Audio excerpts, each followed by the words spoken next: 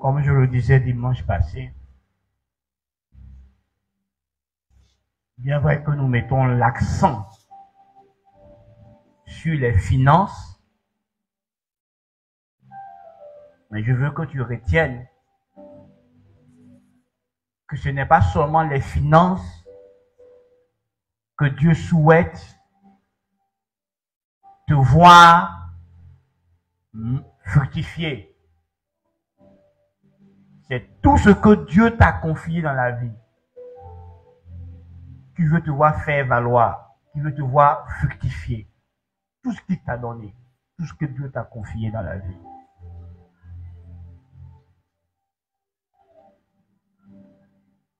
Parce qu'à l'origine, nous sommes nés pour briller. Nous sommes nés pour être la gloire de Dieu. Nous sommes nés productifs. Parce que Dieu nous a bénis à l'origine pour qu'on soit fécond et qu'on se multiplie.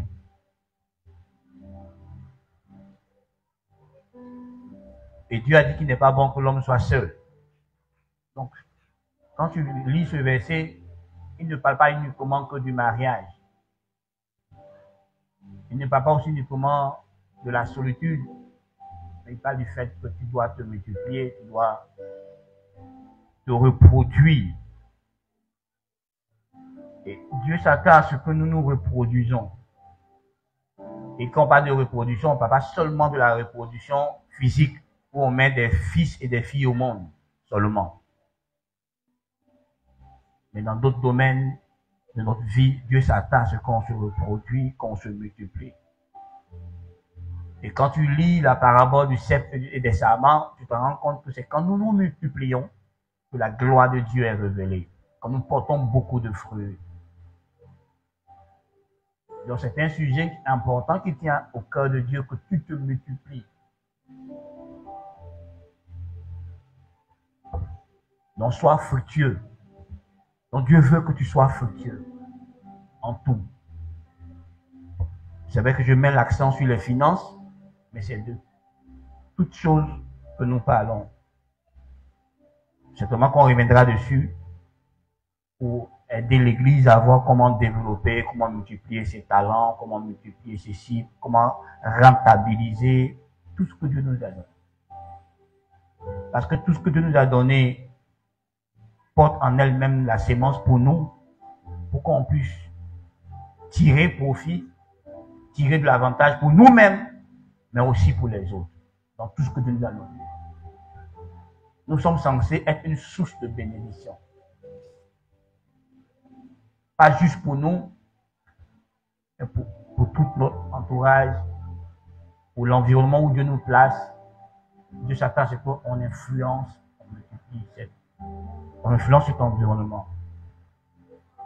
Et l'Église que nous sommes, nous en tant qu'Église de Dieu, la vision que Dieu a donnée à l'Église, il ne parle pas de Mires, il parle de l'Église en général, c'est d'aller et de conquérir l'humanité pour lui.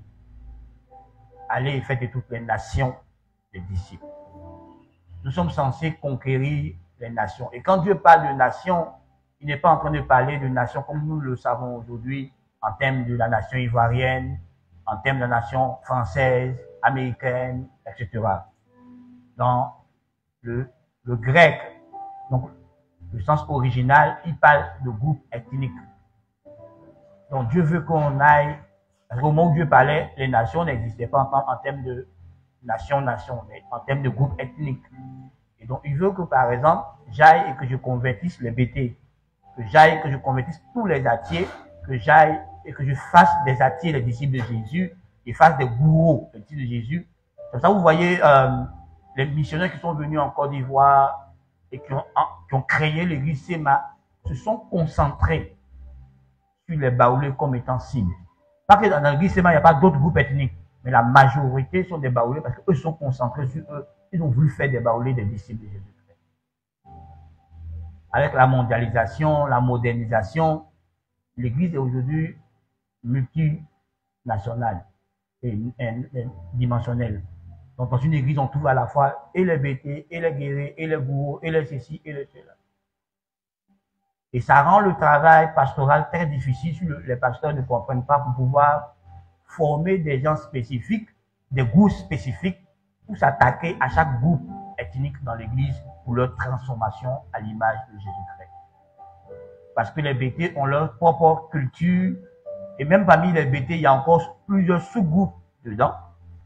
Et tout ça, tu dois les transformer à l'image de Jésus-Christ, ça prend vraiment du temps. Et ce qui a fait que certaines églises comme l'Assemblée de Dieu, eux, ils ont créé des groupes ethniques. Malheureusement, ceux qui sont entrés dans un groupe ethnique, ils ont voulu maintenant rester bêtés. Ils ont voulu rester baoulés. Et puis, ils ont voulu transformer dans l'église leur culture dans l'église. Et ça crée des clans, des sous-groupes dans l'église. Normalement, c'était bien. C'était pour les transformer tous à l'image de Jésus-Christ. Là, c'était peut-être plus facile. Parce qu'on n'a pas la même socialisation. On n'a pas la même culture. Donc, quand tu viens à l'église et que tu ne comprends pas que l'église a pour fonction principale de te transformer à l'image de Jésus-Christ. Nous savons que Jésus-Christ est Dieu. Donc, si tu veux te transformer à l'image de Dieu, l'église doit faire que tu penses, tu parles, tu agis comme Dieu. Donc, tu dois avoir les mêmes pensées que Dieu, les mêmes sentiments que Dieu, les mêmes réactions que Dieu dans les circonstances de la vie. Donc, si tu n'es pas en train de penser, en train d'agir, en train de faire comme Dieu, l'Église a échoué. L'Église peut opérer des miracles, parce que Dieu nous a donné la capacité, les dons. Mais la finalité de Dieu n'est pas d'opérer les miracles. La finalité de Dieu n'est pas de pouvoir tes besoins, de te donner l'argent, de te donner des enfants, de te faire voyager, ceci. Tout ça sont des moyens que Dieu utilise pour que tu saches que Dieu existe, que tu t'attaches à Dieu et que ça permette à Dieu de travailler en toi, de te façonner, de te transformer à l'image de son Fils unique. Parce que tu ne pourras pas influencer les autres si tu restes le même humain que tu es. Tu pourras influencer les autres humains qui sont loin de Dieu lorsque on verra ta divinité se manifester, on verra ta partie spirituelle se manifester. Jésus a eu l'impact qu'il avait parce qu'il a agi comme le Fils de Dieu. Tu ne peux pas avoir le même impact sur l'humanité si tu ne vis pas la vie de Christ, la vie de Jésus. Donc, il est important de comprendre que nous prions pour vous, mais nous, notre but n'est pas de prier pour vous seulement. Notre but est de vous conduire à devenir comme lui, à être semblable à Jésus-Christ, afin que vous puissiez être la lumière, être les témoins, être les représentants de Christ dans l'environnement où le Christ va te planter. Donc, dans ta famille, au travail, dans ton quartier où tu vis, nous comptons sur toi pour que ceux qui sont là-bas, qui sont les hommes qui sont séparés de Dieu, puissent revenir à Dieu parce qu'ils te voient, toi, vivre Christ auprès d'eux. Donc, tu es censé être l'ambassadeur de Dieu, l'ambassadrice de Dieu, au travail où tu es, au quartier où tu vis, l'université où tu fréquentes, le marché que tu fréquentes, la famille biologique dans laquelle tu es membre. Tu es censé être l'ambassadeur de Dieu. Tu es censé apporter le royaume de Dieu dans cet endroit. Parce que le royaume de Dieu est en toi. Parce que le roi du royaume est en toi. Et là où le roi du royaume est, c'est là que se trouve le royaume. Donc tu es en possession du royaume de Dieu.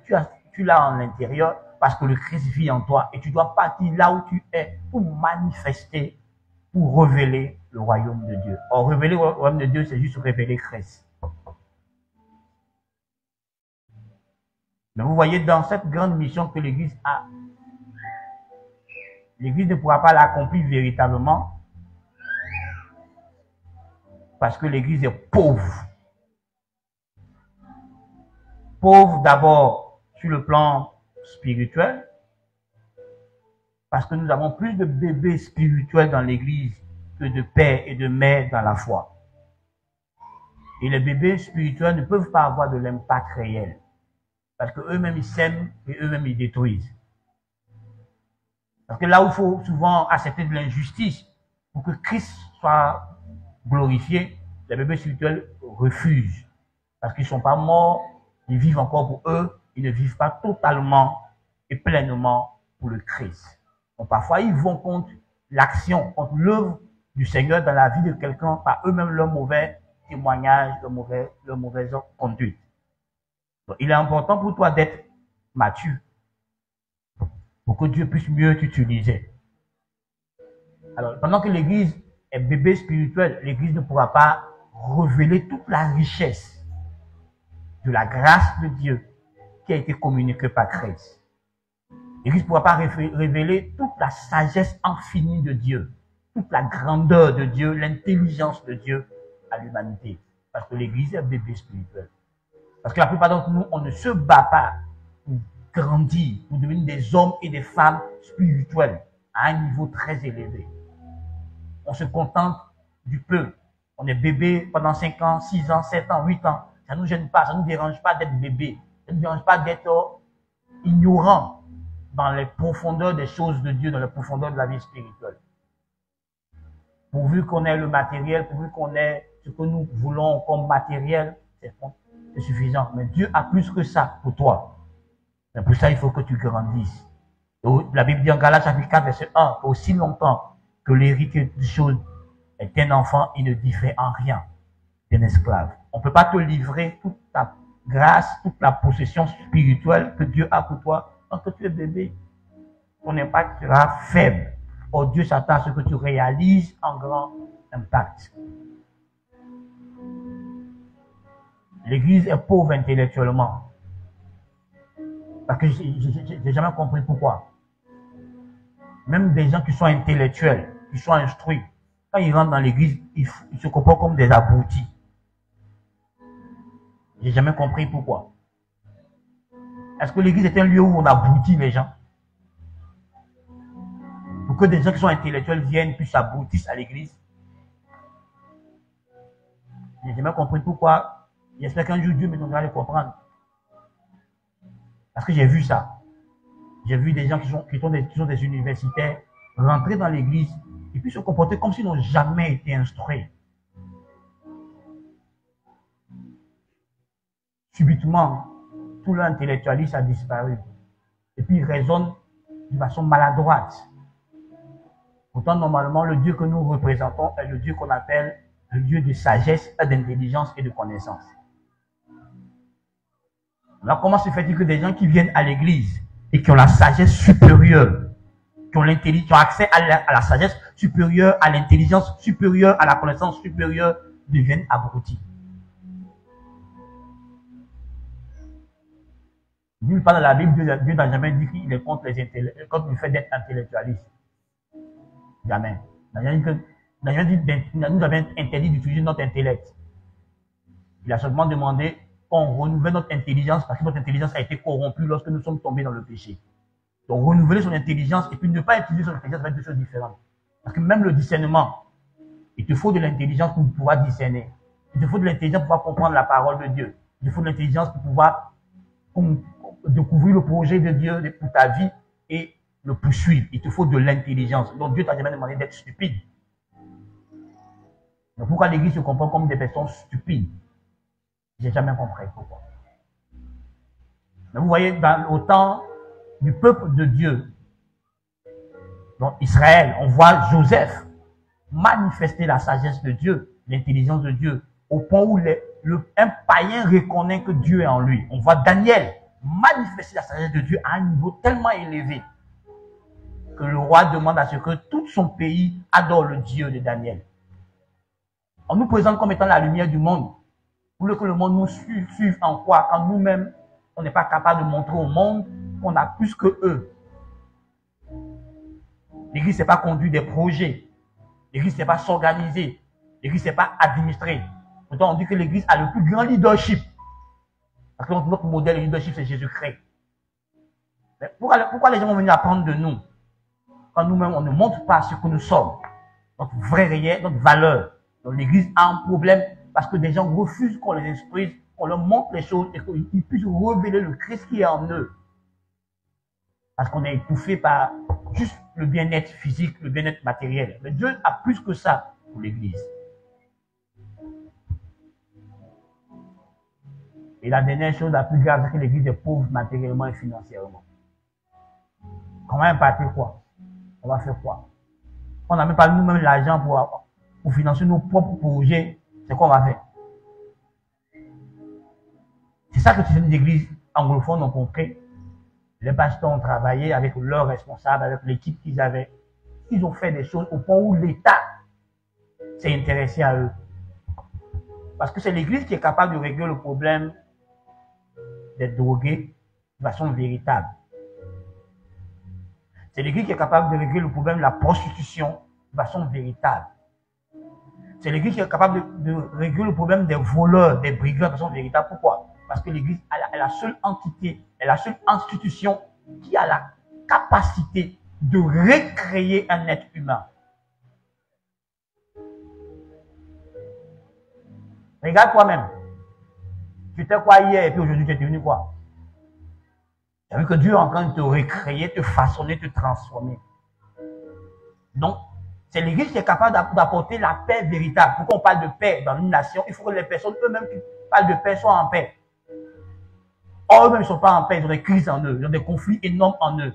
Et seule l'église peut apporter cette paix à l'intérieur, parce que l'église détient la paix de Dieu, qui surpasse toute intelligence et toute connaissance. Malheureusement, l'église ne la manifeste pas. L'église détient la joie, une joie qui ne dépend pas des choses éphémères de l'extérieur. L'église est la seule entité qui peut être en joie en tout temps, en tout moment. On n'est pas capable de montrer ça aux gens, ni leur communiquer, parce que nous-mêmes, on ne vit pas en joie, parce que nous-mêmes, on n'a pas développé ça en nous. Frère, l'État de ton pays a besoin de toi. Mais est-ce que tu es capable d'apporter quoi à l'État? L'Église fait des prières partisanes. L'Église n'est pas capable de prier pour que le peuple ivoirien découvre, par exemple, la volonté de Dieu pour leur vie. Pour que la volonté de Dieu dans le choix de leur président. L'Église fait des prières partisanes. Des pasteurs qui sont pour tel politicien, d'autres sont tels politiciens, ils font des prières contradictoires. Parce qu'ils ne prient pas pour chercher la volonté de Dieu pour la nation. Quand Dieu demande de prier pour l'Église, Dieu demande de prier pour la nation. Dieu ne demande pas de prier pour que celui que nous on aime soit au pouvoir, mais de prier pour que celui que Dieu veut soit au pouvoir. Donc on a un problème en tant qu'Église. On ne se comprend pas en tant qu'Église. L'Église est la seule entité qui détient la puissance nécessaire pour guérir des maladies que nos scientifiques ont classées maladies incurables. Et l'Église est là parce que ces dons ne sont pas développés dans le sein de l'Église, les gens meurent. Frère, l'Église doit se réveiller et prendre sa place dans les nations. Et pour ça, il faut que toi et moi on comprenne ce que c'est que l'Église, pourquoi on est dans l'Église, on fait quoi dans l'Église, pourquoi Dieu nous a sauvés, qu'est-ce que Dieu veut faire avec nos vies. Il est important que nous-mêmes, nous le comprenions. Qu'on découvre notre vraie identité en tant qu'Église et comprendre la position que Dieu nous a réservée dans les nations. Et c'est pour ça que je suis en train de parler de l'argent. Parce qu'on a besoin d'argent. L'évangile est gratuit, mais la diffusion de l'évangile coûte cher. La diffusion de l'évangile coûte cher. Parce que si on doit aller dans chaque territoire comme notre vision nous le révèle, pour implanter l'église, dans chaque territoire qu'on va, on doit trouver un lot, une portion de terre pour y bâtir un édifice, pour y rassembler l'église là. Afin que l'église qui est là puisse maintenant être éduquée, instruite, formée pour qu'elle sorte et qu'elle transforme la communauté dans laquelle elle est implantée. Et tout ça, c'est de l'argent. Quand on va commencer à influencer la communauté, et ce qu'il ne fait pas parce qu'il ne sait pas. Si on organise une campagne de vaccination gratuite pour les enfants, les médecins là, je dois les payer pour les déplacer. Si on fait du dépistage du cancer, le dépistage du sida, l'équipe médicale qui vient là, il faut les déplacer. Il faut leur donner leur argent. Eux ne vont pas faire gratuitement. C'est moi qui vais organiser ça gratuitement. Eux, ils ne vont pas faire gratuitement. Donc, il faut qu'ils leur donnent leur restum. Sinon, ils ne vont pas venir.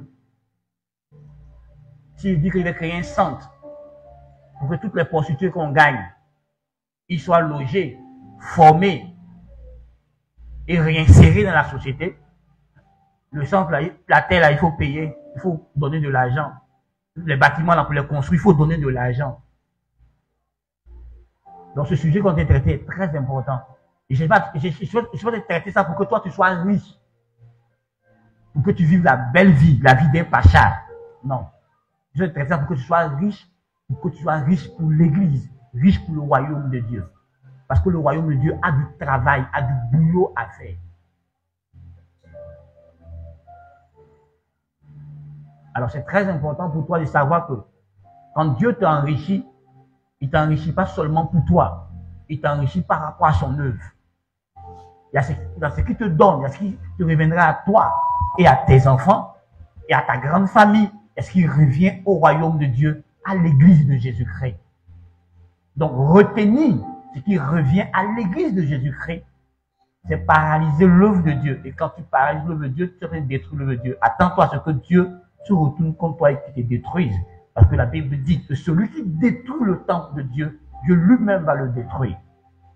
Donc, retenir ce qui appartient à l'église, retenir ce qui appartient au royaume de Dieu est un problème. On ne cherche pas ce qui t'appartient à toi. Mais dans ce que Dieu te confie, il y a ce qui appartient à l'église. Et Dieu lui-même a pris des principes, des règles qu'il a établies. Donc, dans les offrandes et dans la dîme. Et donc, dans ce que toi tu as, il y a la dîme, il y a les différents types d'offrandes que Dieu a ordonné, que toi tu es censé déposer à l'église pour que l'église fasse la mission de Dieu. Donc, quand tu les retiens, tu es un voleur. Et Dieu traite mal les voleurs. Aucune église ne devait souffrir. Parce que Dieu a déjà établi son système. Et ceux qui rentrent dans l'église sont censés suivre le système de Dieu. Parce que l'église est une institution établie par Dieu lui-même. Donc, elle a ses propres règles que Dieu a établies. Nous avons un manuel qu'on appelle la Bible, dans lequel nous lisons pour découvrir les règles et les principes du royaume de Dieu. Comment Dieu veut que son église fonctionne, comment Dieu veut que l'église soit organisée. Donc, quand tu retiens les actions des grâces, quand tu retiens les dîmes, quand tu retiens l'offrande ordinaire, où la Bible dit tu ne rentreras pas dans la maison de Dieu les mains vides, tu ne rentreras pas dans la présence de Dieu les mains vides. Quand tu retiens l'aumône, quand tu retiens l'offrande qui est un vœu, quand tu les retiens, tu as fait des vœux, tu as pris des engagements, Dieu a fait des choses pour toi. Tu as dit Dieu, il a fait ça, si tu fais ça, il a fait. Tu n'as jamais honoré ces engagements. Tu les as retenus. Comment tu veux que l'église prospère? Comment tu veux que l'église atteigne sa mission? Quand toi, que Dieu a envoyé pour financer l'église, tu as bloqué les finances de l'église. Et si le pasteur n'a pas d'argent, les pasteurs parlent trop d'argent. Mais pourquoi le pasteur parle d'argent? Il faut que la caisse soit vide. Et que Dieu lui met des choses à cœur à accomplir. Il fait comment pour les accomplir? Comment il fait pour les accomplir? Il doit aller dans la caisse de l'église. Et quand il va dans la caisse de l'église, et que la caisse ne peut pas financer ce que Dieu dit,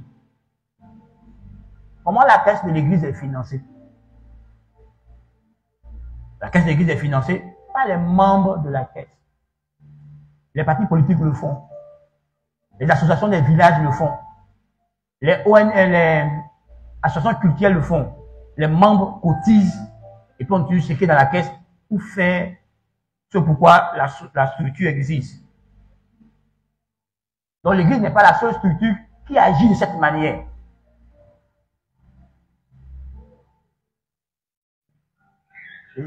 L'église fait partie, selon les gouvernants, des activités non lucratives. Et la plupart des activités non lucratives se financent elles-mêmes. Elles vivent à partir des dons. Dans leur sein d'abord, et puis les dons extérieurs. Donc vous voulez que l'église n'a qu'à se financer comment? Je vous pose une question.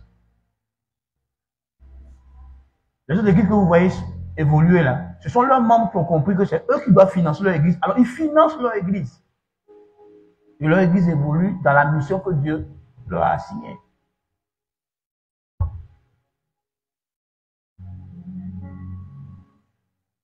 Quand pendant que on n'a pas assez de moyens, mais si on se multiplie en nombre, on aura des moyens.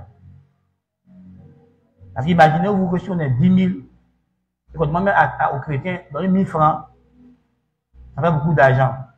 Alors on peut faire des projets de l'église. Vous dites que non, les églises catholiques ne demandent pas l'argent. S'ils demandent l'argent, mais tellement ils sont nombreux, les gens ne sentent pas. Quelqu'un dit à leurs 1000 fidèles ou à leurs 2000 fidèles. Ce dimanche, il a apporté 1000 francs, 1000 francs. Ça fait combien de 1000? Aidez-moi. 2000 fidèles, 1000 francs. Hein? Ça fait 2 millions. Quand ils ont répété l'action 10 fois dans l'année, ça fait combien? Hein? Il ne peut pas payer terrain pour construire une école. Est-ce qu'il ne peut pas payer terrain pour construire une école primaire? Parce qu'ils sont nombreux. Ils peuvent investir dans n'importe quel domaine. Ils n'ont qu'à faire ça sur 2 ans, ils ont 40 millions. Et puis ils réfléchissent, ils ont 2 ans pour réfléchir à un projet d'investissement. Sur 3, si on veut faire ça là, on n'est pas beaucoup. On voit le montant que chacun va donner. Pourquoi on arrive là-bas?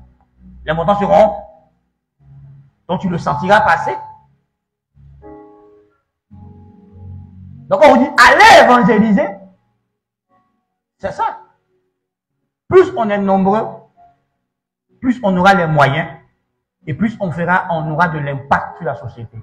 Parce que l'Église pourra créer des entreprises et les frères de l'Église qui ont des diplômes, qui n'ont pas de diplômes, pourront travailler à différents niveaux de l'entreprise créée par l'Église. Donc quand nous on dit que l'Église est un acteur de développement, nous on sait de quoi on parle.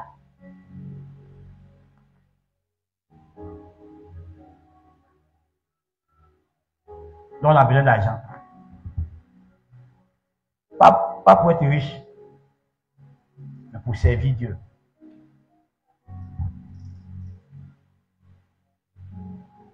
Donc tu vois, quand tu n'évangélises pas, tu es en train d'étouffer la richesse de l'Église. La richesse financière de l'Église. Toi, tu peux aller évangéliser un gars qui est milliardaire. Et puis cette personne milliardaire là, pourra faire de grosses offrandes qui feront évoluer l'Église à grands pas. Mais tu n'évangélises pas. Frère, on peut être utile à l'Église de n'importe quelle manière. Donc, on va dire que le pasteur, il commence à aimer l'argent.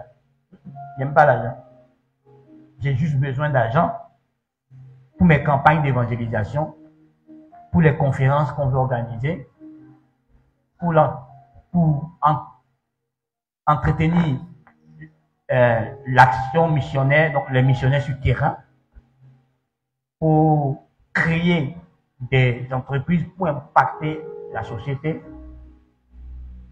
pour que l'Église ait son mot à dire devant les gouvernants, parce que quand tu contribues à une nation et que tu deviens une force dans une nation, la classe dirigeante de la nation t'entend et t'écoute, parce que tu es une force. Donc fais de l'Église une force dans cette nation pour que nos gouvernants nous entendent. Parce qu'ils savent qu'on sera tellement fort qu'on peut paralyser le pays dans une seule décision.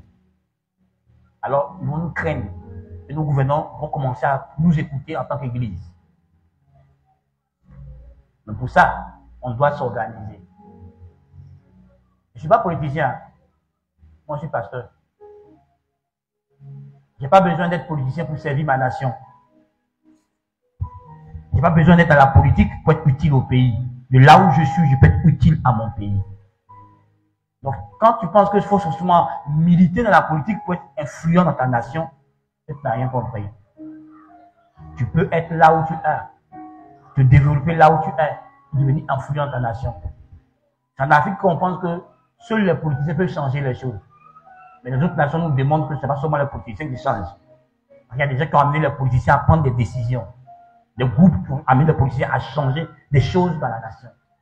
Et l'Église devait être un instrument qui amène des transformations, amène des changements Pas seulement d'ordre moral, d'ordre spirituel, mais aussi d'ordre économique et même d'ordre social. Parce que nous avons assez de richesses que Dieu nous a accordées. Alors, comme on parle d'argent, on parlera d'argent. Et je disais dimanche passé qu'il faut s'éduquer financièrement. La plupart d'entre nous, nous avons l'argent. Il n'y a pas un ici qui n'a pas l'argent. Peu importe le montant, peu importe le niveau de montant que tu as l'argent. Mais comme tu n'es pas éduqué financièrement, tu dilapides, tu gaspilles cet argent. Parce que tu ne sais rien sur l'argent, tu ne sais rien sur la gestion de l'argent, les principes de gestion et autres.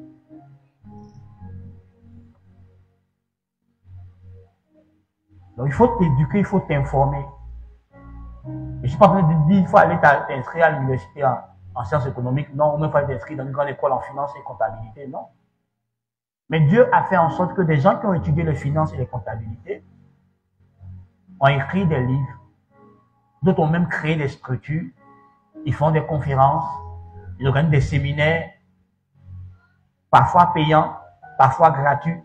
Tu peux aller t'asseoir là-bas pour t'informer, pour étudier. Souvent, Dieu fait même que dans notre relation, dans notre relationnel, on a des amis, on a des frères qui sont des financiers de formation.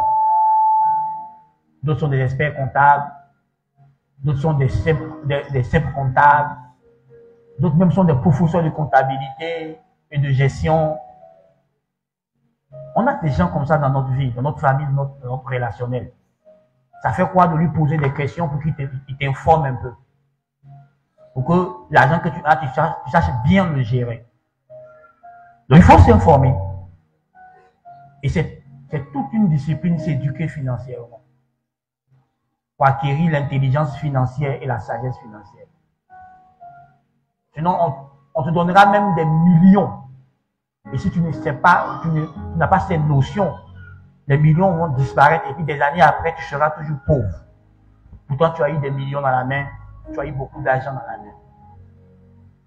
Et sous le soleil, nous avons une panoplie d'exemples de personnes qui ont eu de l'argent, mais qui sont pauvres. Parce qu'ils ne savent rien des finances.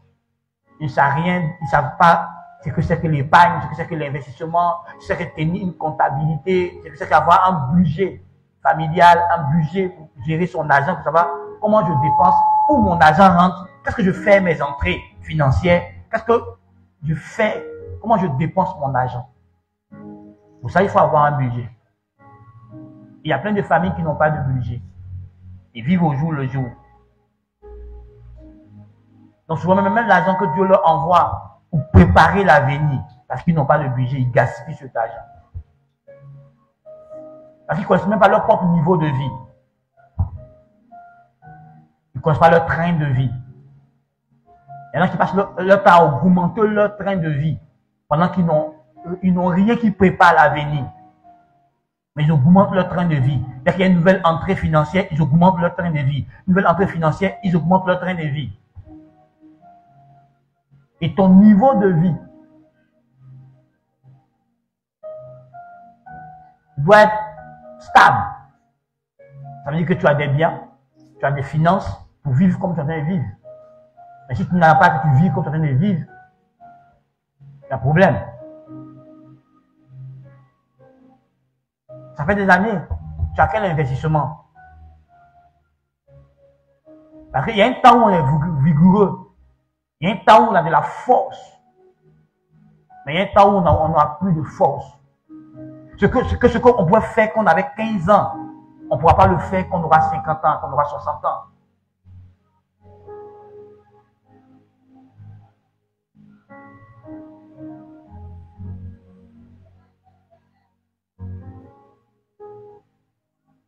Donc quand tu ne pourras plus le faire, qui s'occupera de toi? Tu vas mettre ta charge sur ton pauvre enfant, qui lui est dans la fleur de l'âge, où il doit se construire, où il doit se bâtir. Il ne pourra pas le faire, parce que toi, son père, toi, sa mère, tu es devenu un poids pour lui. Sous prétexte du principe de l'honneur, qui est mal compris en Afrique. L'enfant a le droit de rendre l'honneur à ses parents, mais l'enfant n'a pas le droit de prendre en charge ses parents. Dans la pensée de Dieu, l'enfant n'est pas celui qui doit prendre en charge ses parents. C'est les parents qui prennent en charge leur enfant et qui aident l'enfant à devenir un adulte. Et quand il est adulte, l'enfant peut se prendre en charge lui-même. Mais le parent qui a pris son enfant en charge adulte s'est préparé de telle sorte que quand l'enfant est adulte, il est parti, lui peut vivre sans son enfant parce qu'il a toujours été un adulte. Vous savez, la définition d'un adulte, c'est pas l'âge. Un adulte est une personne mature, capable de prendre soin d'elle-même, tout en poursuivant l'accomplissement de ses objectifs. Donc, si tu as 40 ans, tu as 30 ans, tu as 20 ans, et que quelqu'un d'autre, tu dépends de quelqu'un d'autre financièrement, tu n'es pas encore adulte. Parce qu'un adulte doit pouvoir s'assumer lui-même. Et en même temps, il s'occupe de d'autres personnes. On lui confie des enfants. On lui confie des personnes immatures pour qu'il les encadre, pour qu'eux deviennent matures. Mais l'adulte est capable de lui-même prendre ses propres décisions, poursuivre son objectif de vie. Il ne dépend pas des gens. Le fait de consulter les gens pour prendre tes décisions ne veut pas dire que tu dépends d'eux. C'est le fait d'être sage, de ne pas prendre de mauvaises décisions. Mais c'est toi qui décides pour toi. Ce n'est pas quelqu'un qui décide pour toi. Si quelqu'un d'autre décide pour toi, tu es encore un enfant. Et il y a différents types d'enfants. Il y a enfants à bas âge. Il y a enfants pré-ado. Il y a enfants ado. Et il y a enfants jeunes.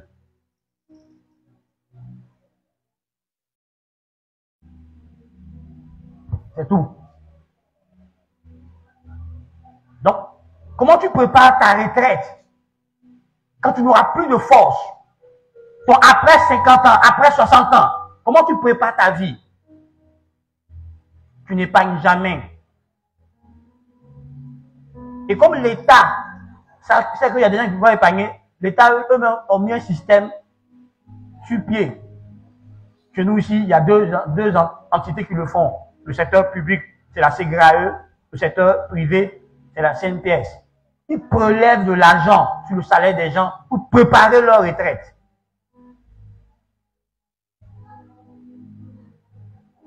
Pour qu'à la retraite, au moins, ça fait de moi continuer à verser quelque chose pour qu'ils vivent. Bon, suppose qu'à la retraite, tu as moins de charges. Tes enfants sont déjà à l'âge adulte, donc tes enfants se prennent en charge eux-mêmes. Donc, si toi, à la retraite, tu prends tes enfants en charge, tu as échoué dans ton éducation parentale.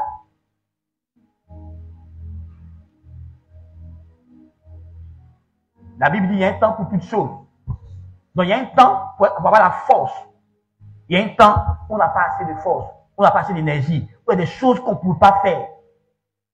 Il y a des types d'activités que tu ne pourras pas faire parce que tu n'as plus l'énergie, tu n'as plus la vigueur, tu n'as plus la force, tout ça. Et la vie est divisée en plusieurs saisons. Donc, dans la saison où tu dois bâtir, dans la saison où tu dois travailler, où tu dois fournir des efforts, si tu passes ton temps à dormir, à passer du temps, le bon temps.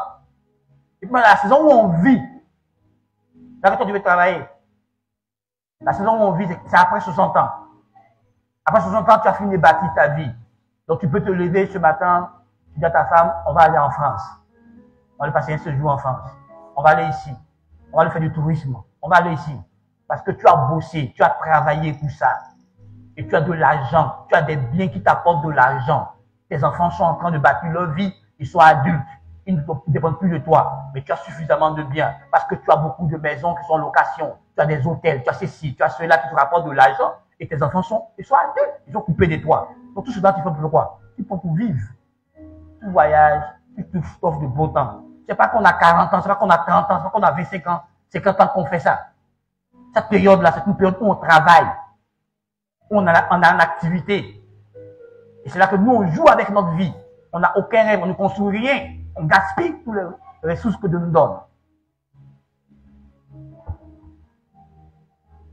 Et c'est quand on comprend, quand on se rend compte qu'on n'a rien fait de notre vie. Rien. J'ai quel bien?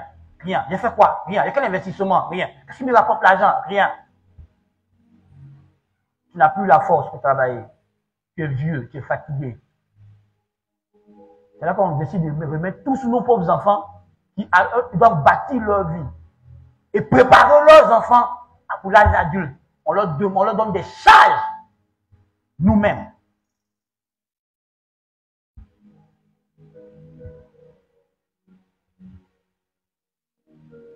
Comment ma fille qui est en train de chercher à construire sa maison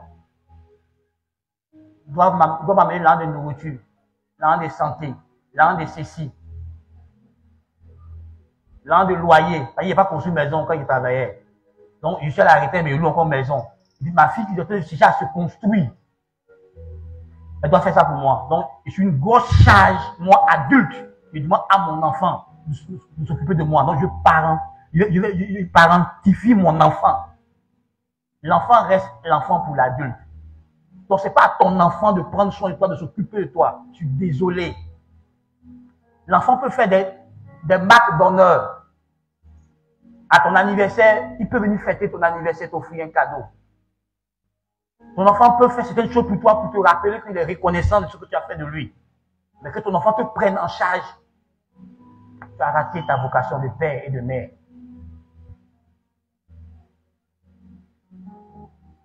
Parce que l'âge que tu vois où ton enfant te prend en charge, c'est un âge anormal. Tu n'es plus bébé.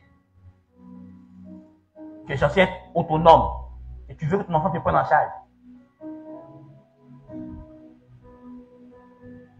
Papa est malade, il paye ses médicaments, il ne peut pas y arriver, ses enfants peuvent venir l'aider. Mais il est malade, et puis toute la facture, ça tombe sur ses pauvres enfants. Eux-mêmes ne peuvent pas, ils ne se retrouvent même pas encore. Comment voulez-vous qu'on soit une nation forte et puissante? Quand on répète la même action depuis des générations. Comment on soit une nation forte et puissante?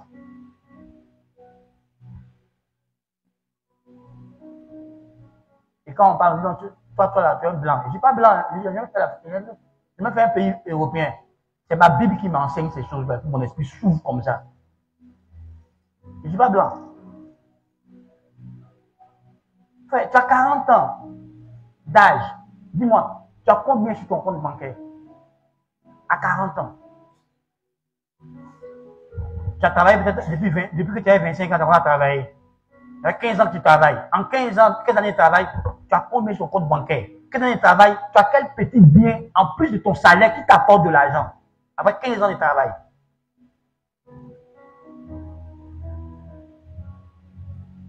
Chaque mois, tu as eu un petit morceau d'argent qu'on appelle salaire.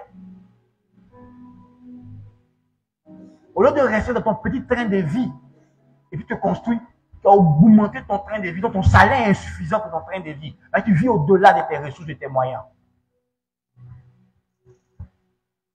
Donc, tu vois, frère, je l'ai dit, ne vis pas aux dépens de tes moyens. Il y a plein qui vivent aux dépens de leurs moyens. Celui que tu vois, il peut porter une chaussure de 500 000. S'il n'est pas un idiot, si c'est un homme normal, c'est-à-dire qu'il a au moins combien de millions sur son compte bancaire, il se permet de porter une chaussure de 500 000. Après, il se permet d'avoir un portable d'1 million, parce qu'il a des millions sur son compte bancaire ou des milliards. Toi, tu n'as même pas 5 francs sur ton compte bancaire et tu te permets un portable d'1 million.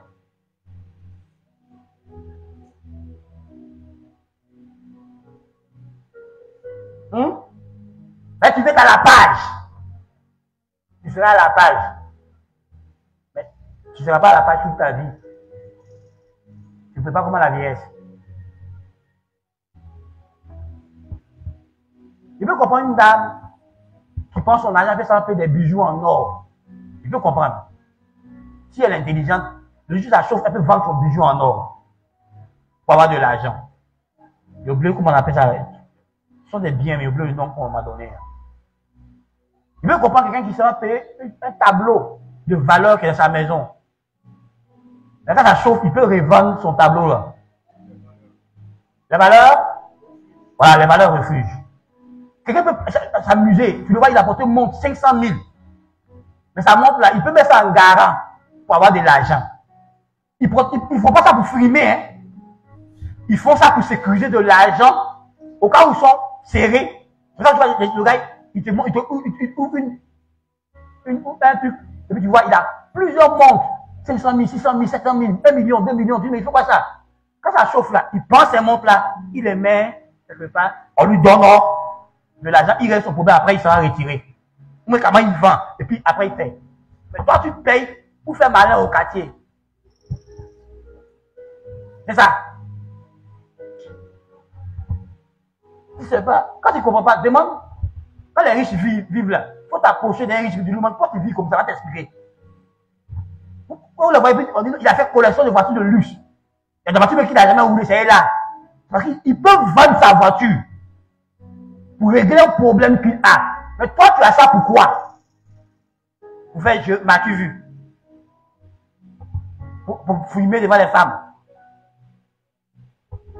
Tu vis au-dessus de tes moyens, il y a un problème. Donc, on va continuer. L'autre point, c'est diversifier ses investissements. Oui, dans la parabole que nous avons lue, celui qui avait 5 talents, est-ce que celui qui a investi les 5 talents dans le même projet? Non. Il a dû investir dans différentes choses. Ça lui a rapporté des retours. Il faut diversifier tes investissements. Parce que toi, tu as investi dans l'immobilier. Immobilier même là, il y a différents niveaux. Il y a ceux qui achètent les terrains et puis ils revendent. Il y a ceux qui achètent les terrains et puis ils construisent puis ils mettent en location. Il y a ceux qui achètent les terrains, ils achètent le terrain, ils construisent puis ils vendent la maison qu'il a construite. Il y a plusieurs niveaux d'investissement en immobilier. Il y a ceux qui financent les aménageurs terrains, les aménageurs d'espace, et puis ces personnes leur payent en terrain. S'ils veulent, ils construisent, s'ils veulent, ils vendent, ils revendent les terrains, ils font leur papier. Donc un terrain, il a investi par exemple 5 millions auprès d'un aménageur terrain, le gars leur a donné 3 terrains d'une valeur de 8 millions. Donc il fait ses ACD. S'il veut, il les vend en même temps. S'il veut, il peut les garder encore pour augmenter leur valeur. Donc pour 5 millions, il peut revendre un seul terrain qu'il a gardé à 15-20 millions. Il retire 5 millions et puis il a au moins 15 autres millions. Nos frères les Haoucha, nos frères les Maliens, nos frères les Guinéens qui sont dans notre pays, ils sont liquides. Les aménageurs de terrain ne sont pas liquides, ils vont vers eux, ils leur donnent. Et puis, comme ça, ils ont les terrains par-ci, par-là. Après, ils s'associent, ils construisent leurs immeubles. Nous, on dit, mais comment ils font? C'est dans le pays, là, ils n'ont pas d'information. Tu vois pas? Il y a plusieurs choses. Je peux investir dans des champs, investir dans l'or, investir en payant des actions. Dans des bourses, à la bourse des valeurs, il paye des actions dans les entreprises. Donc je suis là. Et puis dans plusieurs entreprises, il y a beaucoup d'actions. Et chaque fin d'année, quand on fait le bénéfice, on me donne le pourcentage des moyens financiers qui me reviennent par rapport à mon niveau d'action que j'ai. Donc si j'ai 30% dans l'entreprise, on calculera, on aura 30% des bénéfices parce que je suis actionnaire. Donc tu peux être actionnaire dans plusieurs entreprises. Il y a 2% ici, il y a 3% ici, il y a 5% ici, en fonction de ta puissance financière. Quoi. Donc, on doit diversifier tes investissements. Et c'est quand tu diversifies tes investissements que tu auras plus d'actifs qui te rapportent de l'argent. Obligé de multiplier ces actifs. Donc, tu vois, il y a un temps où on travaille pour l'argent, mais il y a un temps où c'est l'argent qui travaille pour nous. Pourquoi? Parce que tu as fait des investissements sécurisés, intelligents. Et ces investissements-là te rapportent de l'argent. Par exemple, un enseignant dit, il veut construire une école. Tu dis, mon frère, moi, il y a l'argent. Associons-nous. Pour créer l'école, tu amènes quelqu'un là-bas qui a ton œil, tes oreilles pour pouvoir observer la gestion. En fin d'année, pour partager les bénéfices. Un médecin dit, ah, j'ai un rêve, je veux créer une clinique, mais il n'a pas les moyens, toi tu as les moyens. Il dit, monsieur le médecin, on crée la clinique ensemble. Je finance, on fait tous les protocoles d'accord, tout le papier légal. On est actionnaire de l'entreprise. Toi, tu es le médecin, tu gères la clinique, tu fais tout ce que tu as à faire. À la fin d'année, les dividendes viennent. Si tu sens que tu veux me voler, je vois un auditeur, il va aller faire audit de la clinique pour voir où l'argent est entré. Je suis investisseur. Je peux aider un jeune pharmacien qui veut s'installer à s'installer. Et puis je suis actionnaire dans la pharmacie. Et la pharmacie est une entreprise.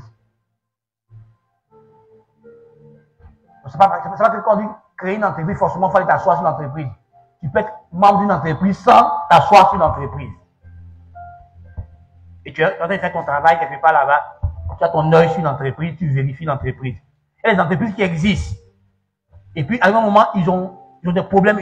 Ils sont sur le point de vouloir couler. Mais pourtant, l'entreprise est une bonne entreprise. Leur projet d'entreprise est un très bon projet d'entreprise. Mais ils ne sont pas forts financièrement. Tu peux racheter l'entreprise, tu deviens le nouveau propriétaire et tu gardes l'ancien gérant ou tu changes le gérant, tu gardes l'équipe et eux, ils travaillent pour toi. Et toi, tu es à la maison. Tu appelles, tu supervises, tu vérifies les comptes, tu fais ceci. À la fin du mois, cette année, là, on se verse sur ton compte. Des jeunes ont des projets, des visions, mais ils n'ont pas l'argent. Tu les appelles, tu analyses leur projet d'investissement. C'est un très bon projet. Tu analyses leur projet de création d'entreprise. C'est un très bon projet de création d'entreprise. Dans 10 ans, dans 15 ans, dans 20 ans, ça sera profitable. Tu investis ton argent. Et eux, ils gèrent le projet. C'est eux qui ont conçu le projet. Tu les laisses gérer, tu supervises, tu finances et tu as assis l'argent travaille pour toi. Maintenant, on refuse de diversifier. Ils voient les deux qui ont pu faire. Aujourd'hui, quand leur maître est venu, ils ont rendu compte. Ils ont pu multiplier l'argent qui est dans leur main. Pourquoi? Parce qu'ils ont fait valoir l'argent, ils ont fait des investissements intelligents. On va pas dire de faire investissement, il fallait faire investissement bêtement. Il faut bien comprendre. Il y a, en tout cas, sur un reviendra dessus, on parlera vraiment de l'investissement, de comment on fait des investissements intelligents, sécurisés, prudents, sages. Okay? De nos jours, il y a trop d'arnaqueurs, trop de vendeurs d'illusions, trop de voleurs sur la terre. Ceux qui aiment la vie facile, là. Mais vous voyez l'autre, il n'a pas investi son argent. C'est resté quoi? Un seul offre, talent. Pourquoi? Parce qu'il ne l'a pas investi. C'est vrai. Si tu veux devenir riche, autant que possible, je pèse mes mots, évite les dettes. Autant que possible. Évite les dettes. Vis sans dette. Autant que possible.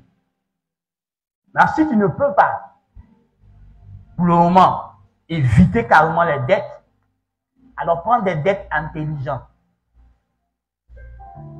Des dettes pour investir, pour créer des actifs, pour créer des commerces, pour créer des activités, pour créer de la richesse. Mais ne prends pas des dettes pour la consommation.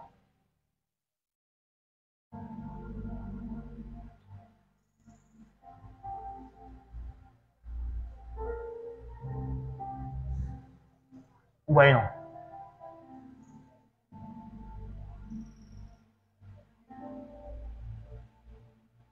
Parce que la Bible dit que celui qui prend des dettes, il est esclave de celui à qui il a emprunté l'argent. Donc, vaut mieux ne pas faire. Si tu ne peux pas et que tu en as besoin pour avancer, prends des dettes qui t'aideront à créer des richesses. Mais si tu prends des dettes pour la consommation, pour le quotidien, pour les choses du quotidien, oui, sur place,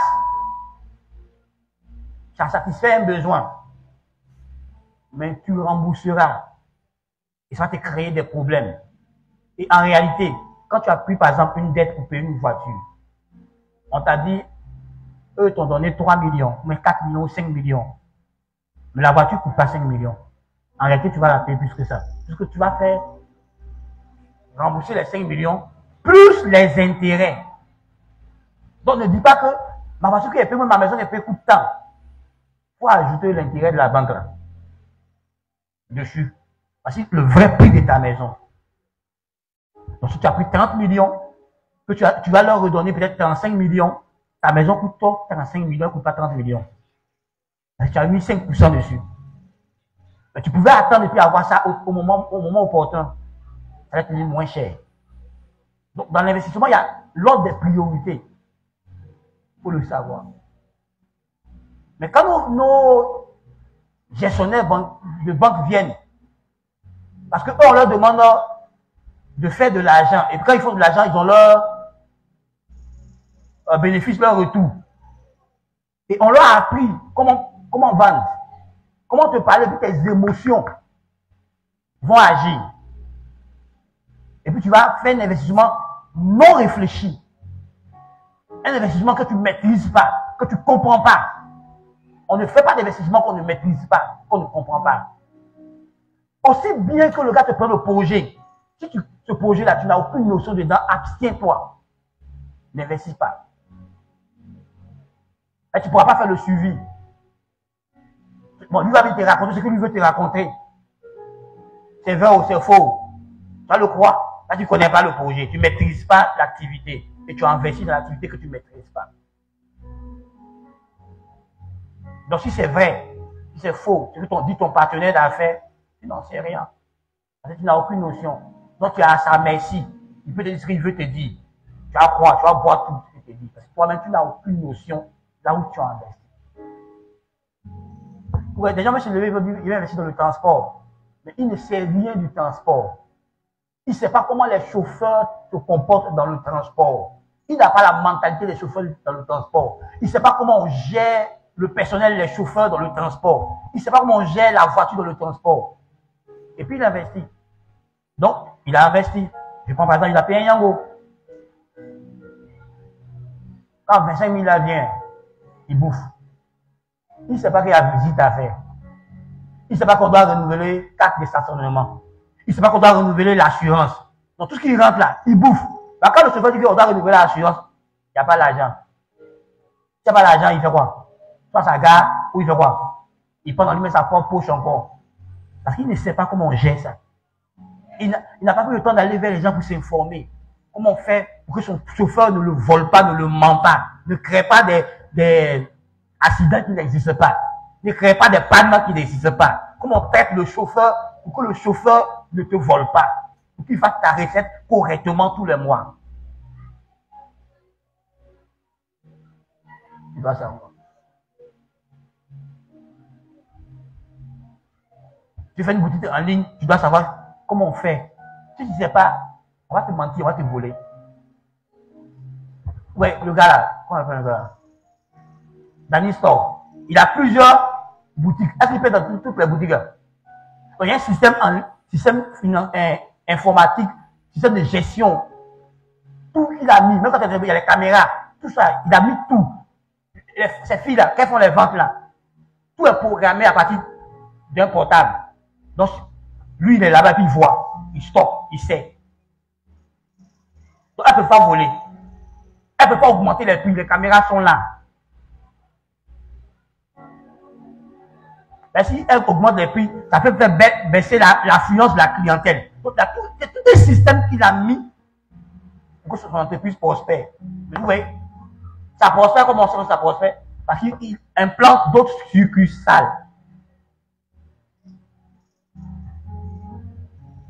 Mais lui-même, il est couturier, il est styliste. Donc, il connaît un peu le domaine. Il s'est informé, il est allé à l'école, il s'est informé. Ouais, tout le monde dit qu'à chaque fois, il y a eu un master en gestion de quoi là? Pourquoi? Parce qu'il ne s'informe pas, fondation ils ont créé là. Si jamais quelqu'un d'autre, le gars s'est enrichi. Ouais, quand le blanc qui gérait à l'époque les affaires de Izikan, le gars de UTB, il a demandé un montant insignifiant sur chaque ticket par jour. Et lui, le vieux, n'avait pas vu que c'était beaucoup d'argent. Mais si chaque ticket qu'on coupe par jour dans tout l'étendue du territoire, lui, il a un montant dessus. Vous voyez quand c'est beaucoup, non? On nous fait ça, l'État nous a fait ça. On dit 100 francs, 100 francs, 100 francs, 100 francs, 100 francs par Ivoirien. On dit Ivoirien, il faut payer 1000 francs pour. Ah, c'est mieux. C'est ça. C'est mieux. Hein? La 4 mu. On est combien d'Ivoiriens? Il faut compter 1000 francs par Ivoirien. Toi, tu vois 1000 francs. Mais ça fait des milliards. C'est comme ça. Donc tu vois, si tu n'es pas fuité, le gars il va te voler. Mais c'est 10 francs il a mis. Tu penses que tu vois 10 francs, ça fait rien. Ça fait quelque chose.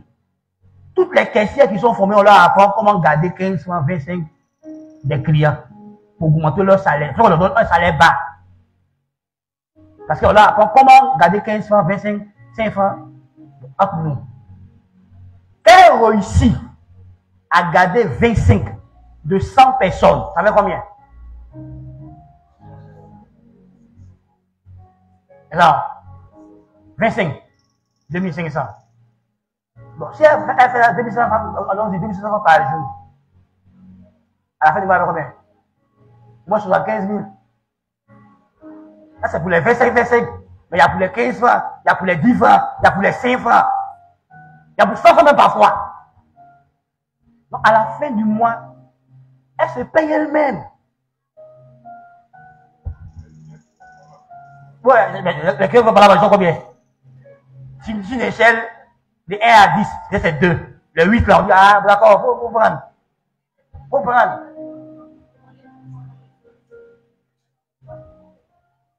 Aïe. On leur apprend ça dans leur formation.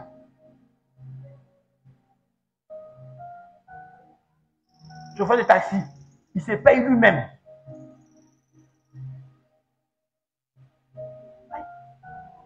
Donc, ça veut dire que ton véhicule, là, par jour, là, ça donne plus de 25 000. Le chauffeur se paye lui-même. Toi, tu dois 25 000. Moi, tu dois 17 000, c'est compteur. Et s'il est très sage, il se payera bien lui-même. C'est pourquoi vous ne voulez pas payer des douaniers chers. Parce qu'ils se payent déjà eux-mêmes. En une année, ils se plaignent dans le fouet. Eux, d'abord, augmenter leur salaire. Il faut sortir le parking. C'est ça, il y a beaucoup. Déjà, ils se plaignent, hein, et puis ils ont les caisses de bacs. Et ça, il y a beaucoup. Ils ont dit, ah, comment avec mon salaire, là, vous avez payé tout ça, là? Il ne peut plus répondre. Allez-y. Vous payez vous-même déjà. Ouais. Donc, il faut multiplier tes investissements. Ne prends pas des dettes. Parce que tu dois prendre des dettes utiles, des dettes qui vont te faire avoir de l'argent pour que tu n'aies plus à vivre sous dette. Mais toi, tu prends une dette. Donc, moi, 50 000, j'ai fait mon loyer. Il t'a donné. Le mois qui vient, là, tu ne peux pas faire ton loyer, tu ne peux pas le vers lui. Donc, tu t'en fais un autre encore. Après un autre encore.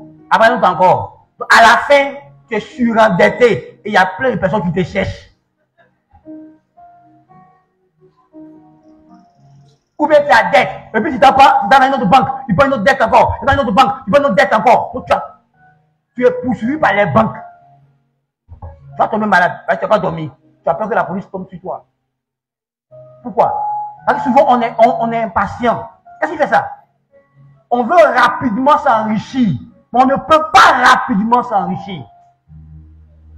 S'enrichir est un processus. On bâtit sa richesse. Tu ne peux pas devenir riche du jour au lendemain. Donc, tout ce qui veut être riche, moi, tous les projets, on me présente l'argent rapide maintenant. Je ne me fatigue même pas à réfléchir. Je sais que c'est une arnaque. Vous voyez, j'ai fait des choses, je ne dirai pas. J'ai investi dans des choses, on dit, si tu investis, dans tel mois, tu vas tant. Et puis, je me suis rendu compte que ceux qui sont au sommet, là, ils s'enrichissent. Et puis, nous qui sommes en bas, là, on ne monte pas. On ne monte pas. On ne monte pas. Mais eux, ils continuent. Comme nous, on fait, eux, la chaîne produit. Donc, on parle de nous.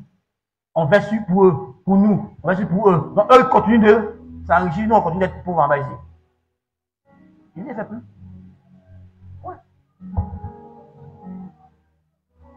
Quand tu me présentes un projet où l'investissement là, c'est du tic au tac, je te laisse là. Je ne fais pas. Parce que tout ce qu'on sème, il y a toujours un temps d'attente. Avant la... Non, il y a le temps de s'aimer, il y a le temps d'attente, il y a le temps de récolte. Dans le temps d'attente, la semence doit croître d'elle-même et produire son fruit. Donc, si tu me présentes un projet où il doit s'aimer, et puis il n'y a aucun temps d'attente, ça c'est quoi? Hein? Est-ce que Dieu est magicien? Mais tout le monde sait que les gens veulent l'argent. Donc, tu prends l'argent rapide, l'argent vite. Vous savez pourquoi je ne joue pas l'auto? Vous savez pourquoi je ne joue pas PMU? Quoi encore? Hein? Les paris sportifs. Quoi encore?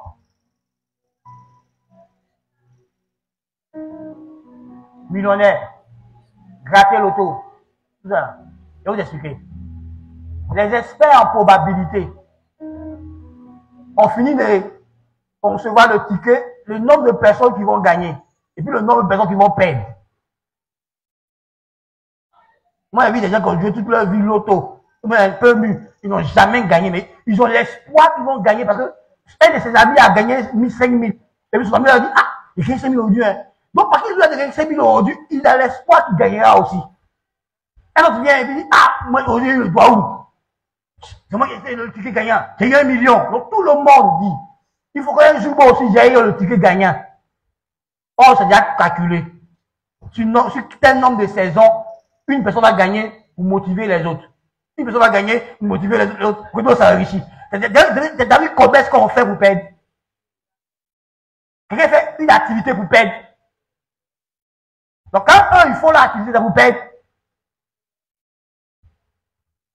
ils refont. Hein?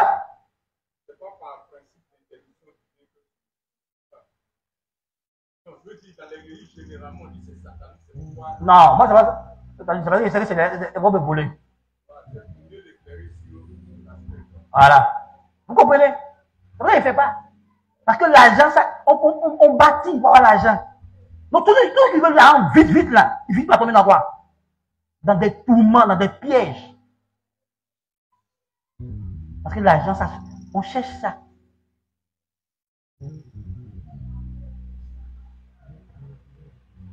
Non. Écoute-moi. Il a dit à une de mes filles qui est venue me voir. Papa, il y a une activité, microcrédit est venu près de moi. Microcrédit dit qu'il veut me donner l'argent pour ici, là. Et puis il lui a dit, ma fille, elle dit, c'est très bien. Mais est-ce que tu as la capacité de gérer le montant que tu vas prendre comme prêt? Tu es elle a dit ton commerce, je suis d'accord. Mais est-ce que toi, tu as la capacité de gérer le montant qu'ils veulent te donner?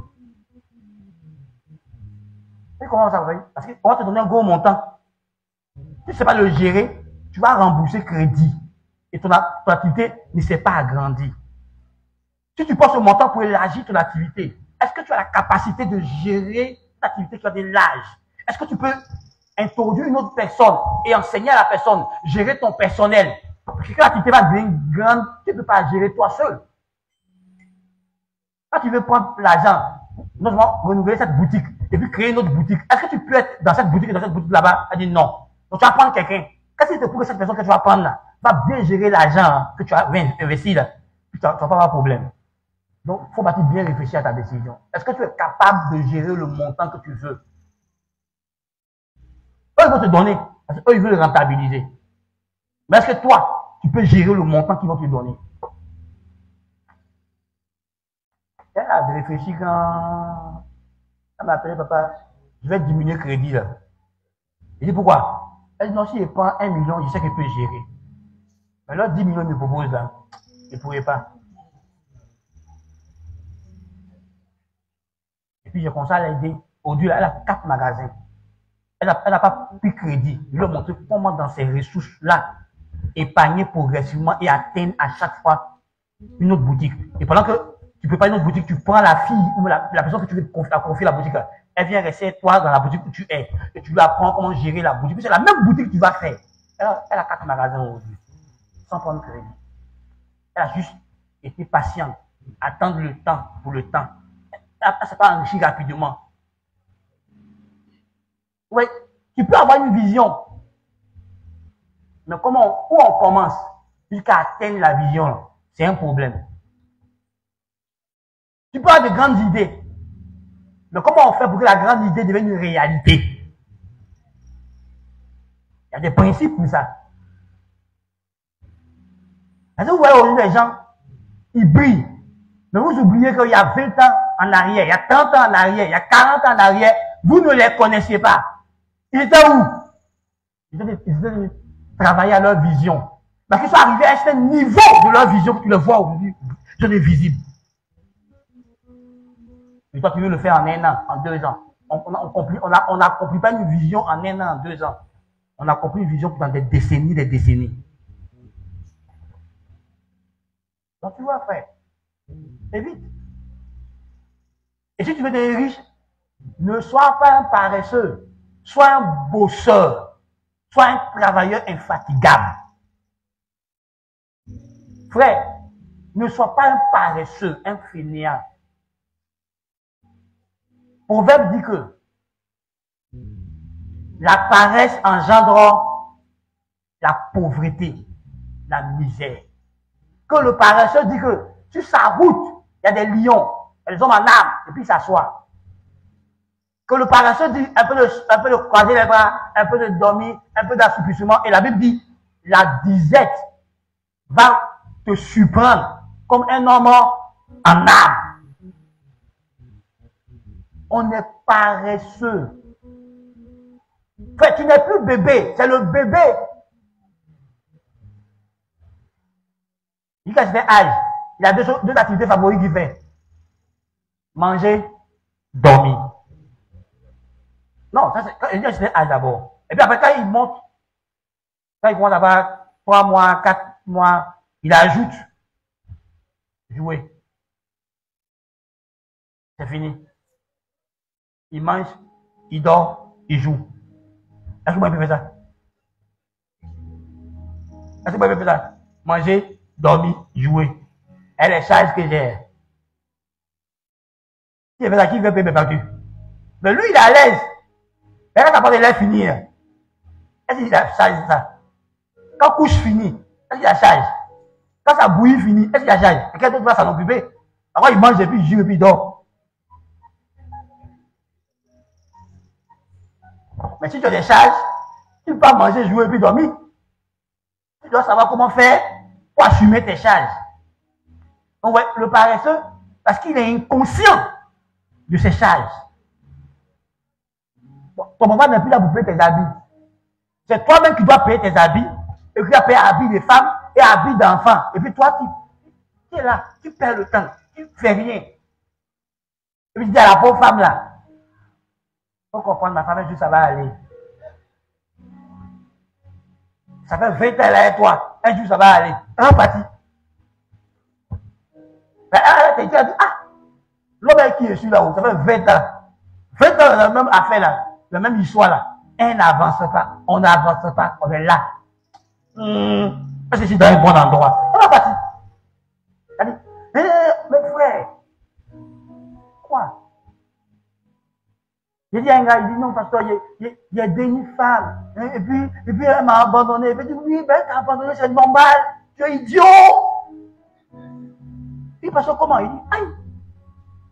Quand toi, tu as arrêté ton école en 3e, et puis tu es devenu policier, et puis tu payes l'école d'une fille depuis 5e, et puis tu vois qu'elle dépasse 3e, elle va en seconde, elle va en terminale. Pourquoi tu l'as encouragé à aller? Il dit, c'est bon, c'est pas bon pour toi. Donc, tu ne pouvais pas aussi partir à l'école pour augmenter ton niveau, pour que tu augmentes de grade. Donc, comment tu veux qu'elle devienne avocate? Et puis, elle va marier adjudant, qui n'a aucun rêve d'évoluer. Est-ce que tu ne veux pas évoluer? Parce qu'elle sait que depuis elle est avec toi, jusqu'à ce qu'elle quitte 5e pour devenir avocate là, tu es resté adjudant. Donc, quand elle était enfant, elle était naïve, elle ne pensait pas, elle n'était pas encore femme. Elle se disait, ça va aller. Mais quand elle a grandi, elle est une femme, elle est mature, elle se rend compte que toi, oh, tu restes chez lui là, tu ne vas jamais évoluer. Il veut m'empêcher d'évoluer. Parce que la fille de 15 ans, ne réfléchira pas comme la fille de 25 ans. La fille de 25 ans ne réfléchira pas comme la fille de 35 ans. La fille de 40 ans ne réfléchit pas comme la fille de 5 ans. Donc la femme que tu as mariée là, si dans 15 ans, elle a 20 ans, elle t'a suivi dans tes conneries là, parce qu'elle était amoureuse, il y a un papillon dans son ventre. Quand elle aura 40 ans, elle va se rendre compte que, allez, j'ai fait un mauvais choix. Le gars, on n'a pas évolué, ça fait 20 ans, on n'évolue pas. On est dans la même place là. Et bien, il y a ses copines. Ses copines ont évolué. Il devient un boulet pour elle. Elle fait quoi? Elle te laisse. Oh, j'enseignerai sur les raisons des divorces. Vous qui êtes mariés, vous dites, je suis marié, on a un Christ. Non, il n'y a rien. On ne va jamais se séparer. Oh, je vais te délivrer, viens, à un séminaire. Parce que la fille t'a compris. Les parents de la fille t'ont compris aujourd'hui. Et toi, qui as fait que, après 10 ans, tu ne veux pas capable. Est-ce que vous comprenez? On évolue. Mais tu n'évolues pas. Bon, de votre marié là, l'un des papas, 1500. 5 ans après, 1500. 10 ans après, 1500. Vous êtes dans le même studio là. Il y a problème. Mais qu'est-ce que c'est que vous avez commencé dans chambre salon, après studio, après 2 chambres salon, et puis elle va te dire, chérie, j'ai réussi à payer un terrain entre chaque autre maison. Elle sait où ça va.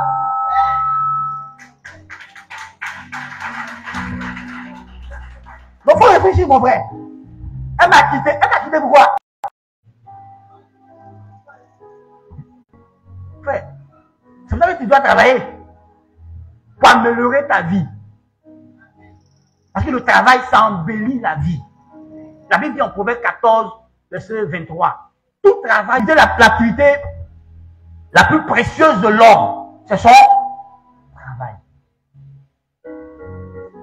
Moi, je dis à mes filles, un homme peut venir et peut-être aujourd'hui il ne travaille pas. Il ne faut pas lui dire non, ma fille. Vérifie s'il est responsable. Vérifie s'il a un sens aigu de responsabilité. Vérifie s'il est un battant. Vérifie s'il a une vision de vie. S'il te présente sa vision, que dans 5 ans, dans 6 ans, dans 7 ans, dans 8 ans, ce qu'il va devenir, suis-le. Ben, c'est certain qu'il va transformer son chômage en autre chose. Mais s'il vient et puis il est chômeur, et puis tu vois que ça ne le gêne pas, ça ne le dérange pas d'être chômeur, ma fille ne t'engage jamais.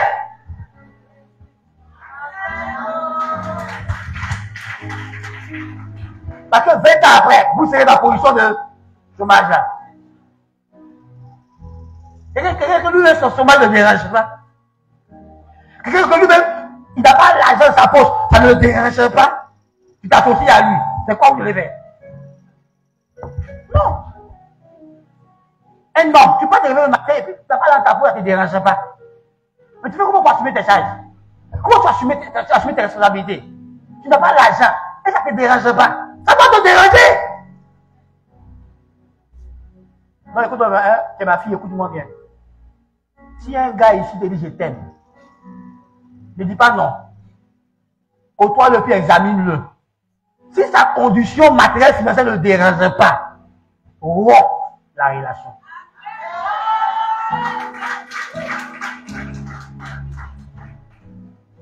Si un homme ici, tu es assis ici, il y a une jeune fille, tout ce qu'elle veut dans sa tête là, devient un homme riche. Là, ça va m'entretenir. Ne la marie pas. Parce que quand elle va venir dans ta vie, le niveau où elle t'a trouvé, c'est là que vous allez rester. Parce qu'elle n'a rien d'apporter pour ajouter. Puis elle va te couler. Mais quand il y a une jeune fille dans l'église, elle n'est pas mariée, mais tu entends qu'elle a une activité. Tu attends qu'elle se bat. Elle est battante. Prends-la, marie-la. C'est sûr que là où elle va te trouver, elle va te prendre, elle va te conduire en haut. Il ne faut pas aller botter son main. On ne mange pas botter haut.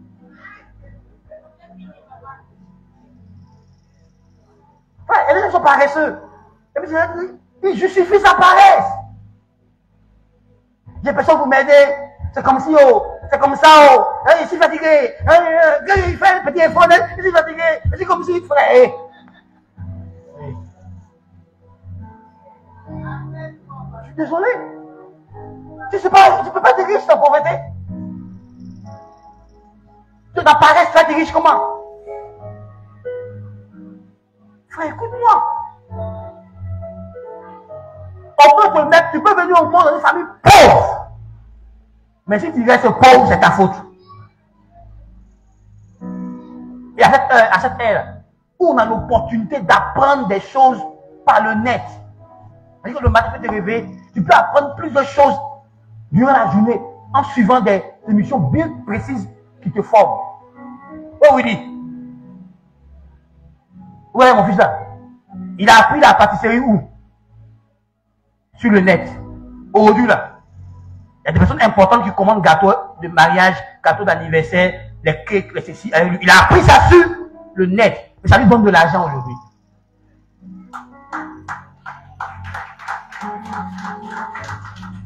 Pourquoi quand il est sur le net là? C'est pour lui. C'est pour regarder des femmes nues. Et puis il est là. Et puis ça a accompli quoi? Ça a apporté quoi? Ça a changé quoi? Rien. Ouais, ceux qui disent que le net est mauvais, c'est ceux qui ne savent pas l'utiliser. Ceux qui savent l'utiliser, là, ça les fait avancer.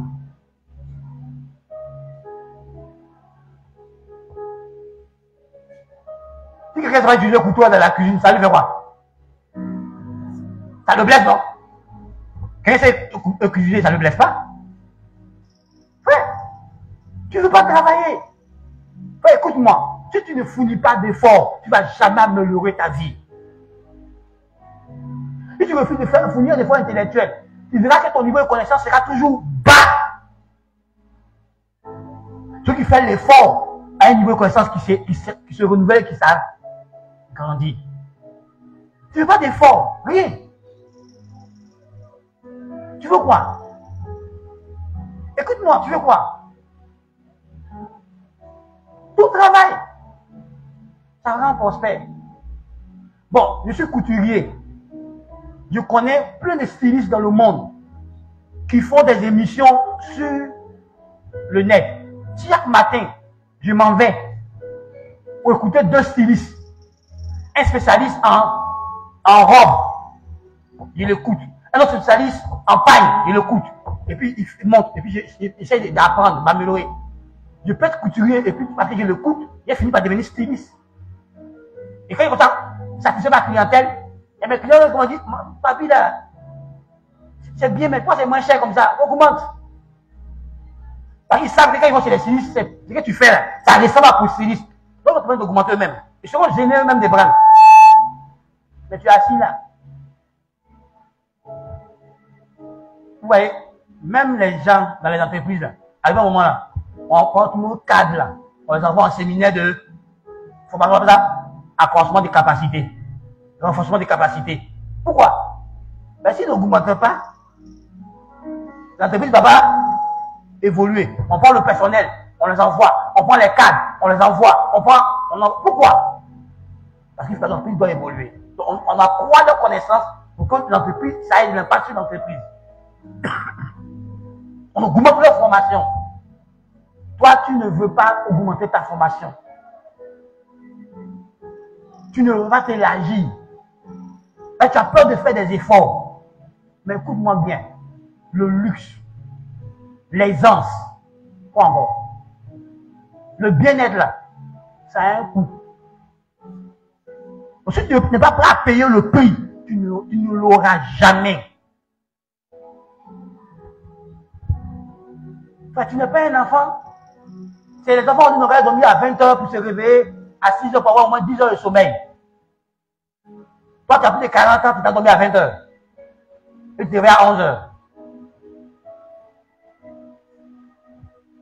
Pourquoi tu ne passes pas une nuit à réfléchir sur ta propre situation, sur ta propre vie, pour trouver des idées que tu as travaillé pour sortir de là? Travaillons. Faut être libéral. Vous qui n'aimez pas donner, vous qui n'aimez pas rendre service, vous qui n'aimez pas partager, tu ne peux pas devenir riche si tu n'aimes pas partager. Vous voyez? Quand les étudiants d'université se croisent, chacun partage ses connaissances. Donc, parce que l'autre dit pour lui, ça t'a enrichi. Quand je dis pour toi, ça l'a enrichi. Toi, tu n'aimes pas partager. Je vais aller plus loin. Un solitaire ne sera jamais riche. Si tu es solitaire, tu peux être riche. Mais dans la loi du succès, il faut être dans un réseau, il faut bâtir des relations. Sans relation, tu ne peux pas réussir. Il faut me dire, oh pasteur, Dieu est là. Dieu est là, tu vas voir. Il ne faut pas avoir de relation. Parce que Dieu passe par des gens pour faire ce qu'il veut. Ce qu'il veut, il fait quoi? Il passe par. Tu vois, entre nous. Quand Dieu t'a demandé de faire du bien à quelqu'un qui n'est pas familier à toi, est-ce que tu as poussé le bouchon loin? Mais quand il t'a demandé de faire du bien à quelqu'un qui est familier à toi, tu as réagi comment? Tu n'étais plus à l'aise. Il faut avoir des relations. C'est facile d'aider quelqu'un avec qui on est familier que d'aider quelqu'un qui est inconnu. Il faut avoir des relations. Il faut apprendre à partager avec les gens. Pas seulement l'argent. Il y a beaucoup de choses. Quelqu'un peut ne pas te donner l'argent. Oui, ma fille, il n'y a pas tout à l'heure. Il va donner l'argent. Il veut quoi? Mes connaissances. Elle a 4 magasins. Et 1, elle a 4. Elle ne savait pas elle-même comment faire pour avoir 4. Moi, comme il a la connaissance, je lui ai montré, il est suivi, il est coqué, il a 4. Il lui a donné l'argent. Elle a eu l'argent. Donc, quelqu'un peut ne pas te donner l'argent. Mais il y a autre chose qu'il a, qui va te donner, mais ça va t'amener à avoir l'argent. Vous voyez, il y a des gens que je connais aujourd'hui. C'est par certaines personnes parmi vous que j'ai connu ces personnes. C'est vous qui me les avez connectés. Ces personnes que vous m'avez connecté là, me bénissent financièrement. Donc, ça ne va pas te donner l'argent directement. Mais te donner l'argent indirectement. Parce que tu m'as mis en contact avec quelqu'un. C'est vrai que j'ai travaillé, mon travail m'a apporté flux. Mais c'est parce que tu m'as mis en contact que j'ai pu travailler et puis j'ai flux. Donc si vous ne comprenez pas que des gens, ils peuvent ne pas avoir l'argent, mais ils peuvent t'aider à t'en sortir. Parce qu'il a des idées. Il va te prêter ses idées. Ces idées-là vont t'aider toi à devenir grand. Apprenez à être dans les relations. Et les bonnes relations. N'avez pas des relations de coconzan. Donc tu vois, il faut gérer tes émotions. Tu me diras, mais pasteur, mes émotions à quoi avoir les finances? Allons-y un peu. Il faut que tu vois l'impact de tes émotions sur tes décisions financières. Donc il faut regarder, le matin, tu te sortis chez toi à la maison. Tu partais rendre visite à Henriette. Et entre le lieu où tu es et puis chez Henriette, tu croises 3 magasins. Et puis c'est écrit solde, solde, solde, solde. Et puis tu rentres là-bas. Qu'est-ce que tu as connu de sortir là-bas? Qu'est-ce que tu as fait que tu es appelé là-bas? Tu as dit quoi? Solde, moins cher, moins cher, moins cher, moins cher. Tu es entré. Et tu viens de. Et tu entres.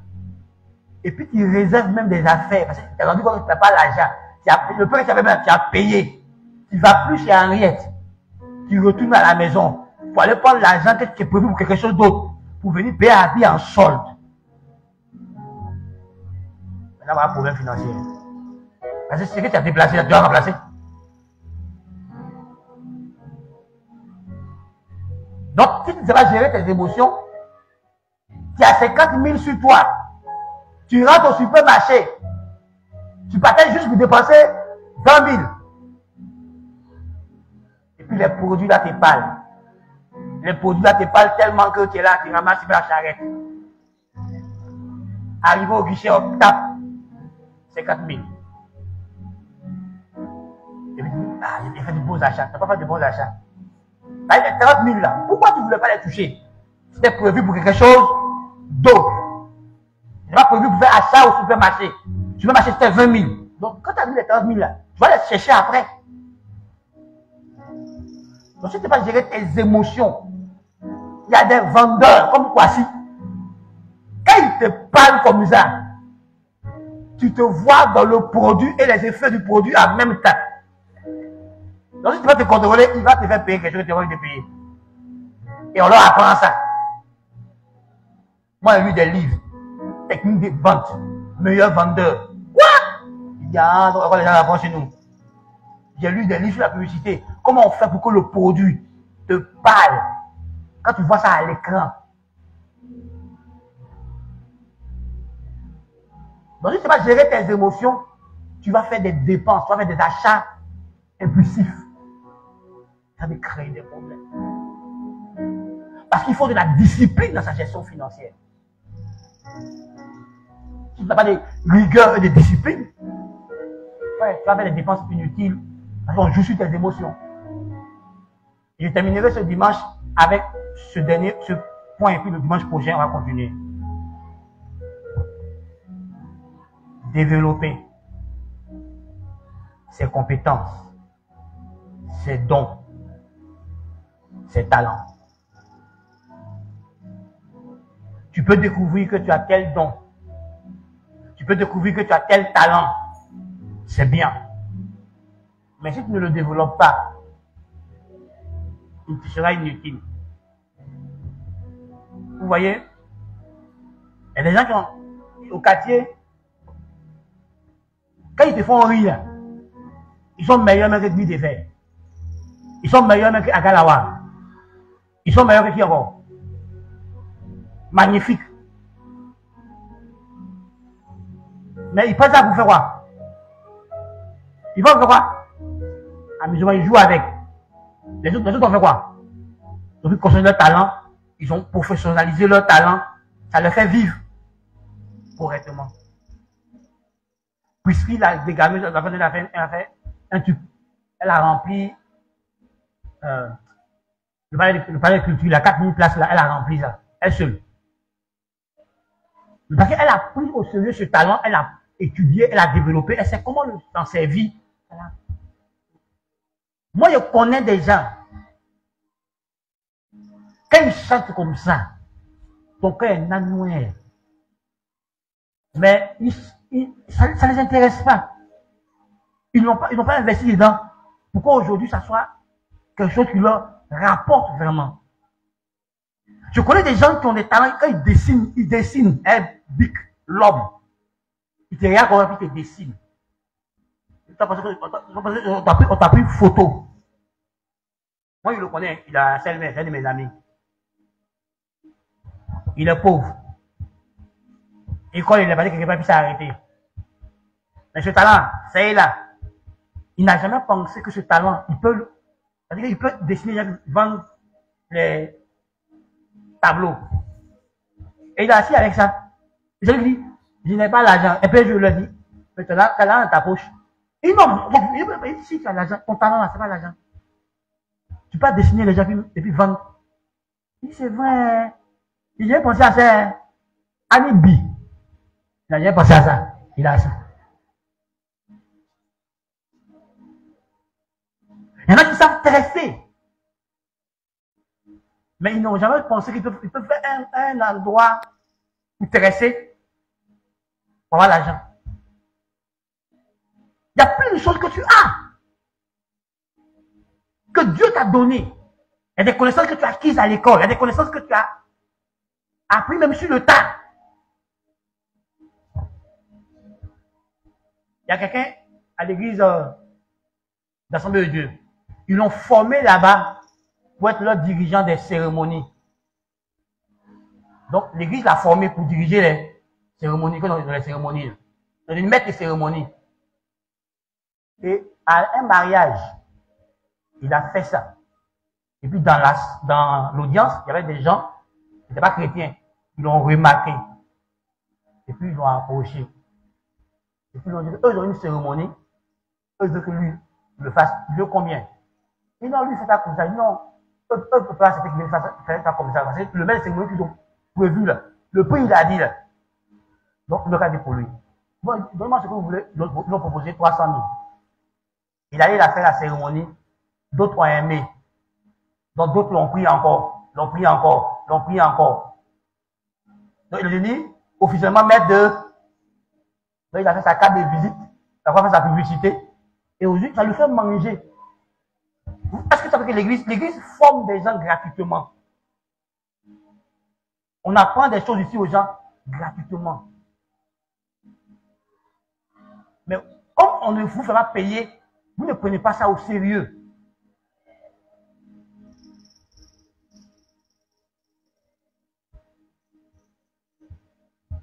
Et quand on dit, venez, formation technique de comment gérer les personnes difficiles. En entreprise, si tu es chef de personnel dans ton équipe, là, il y aura des gens. Si tu as appris ça à l'église, tu sauras les gérer. Tu sauras les conduire. L'église fait beaucoup de choses. Mais comme on ne fait pas payer, ouais, vous venez, non, ce matin, vous avez des conseils, par exemple, sur l'éducation. Alors, il parlait de richesse, il parlait de conseils dans l'entrepreneuriat. Il y a beaucoup de choses. Mais c'est même chose que vous partez ailleurs, vous payez 50 000, 100 000 pour ça. Il y a une fille, là, elle fait éduquer son enfant sur le net. Quand elle fait pas live. Pas poste. Elle fait elle demande à ceux qui la suivent de venir dans une salle pour faire des formations. Voilà, masterclass. Quand il a entendu le prix, là, il dit d'accord, moi j'ai commencé à faire pour moi sur le net, je vais faire mes masterclass. Ah oui? Parce que moi, il connaît en éducation, là. C'est beaucoup. Et puis, ils ont un cadeau. Et moi, il connaît sur le développement personnel. C'est nombreux. Moi, je vais te montrer tout de suite comment changer ton idée. Comment changer ta pensée.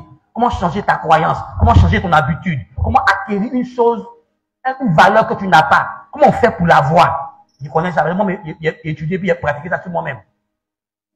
Donc, je peux aller faire ma sujet de développement personnel pour avoir l'argent. Hein? Ah ah.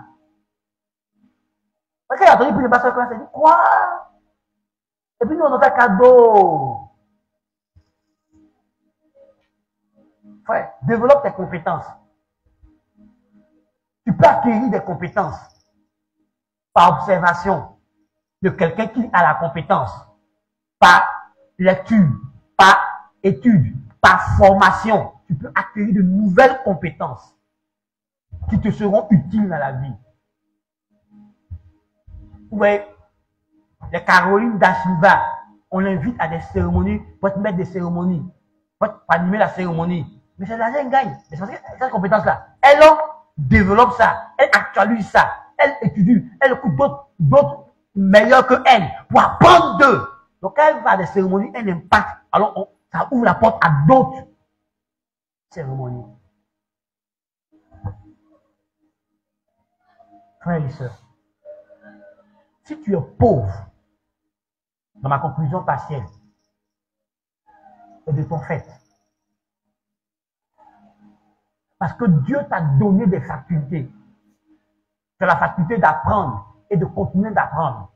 Donc tu peux acquérir de nouvelles compétences, de nouvelles connaissances pour ajouter à ce que tu as déjà pour avancer dans la vie.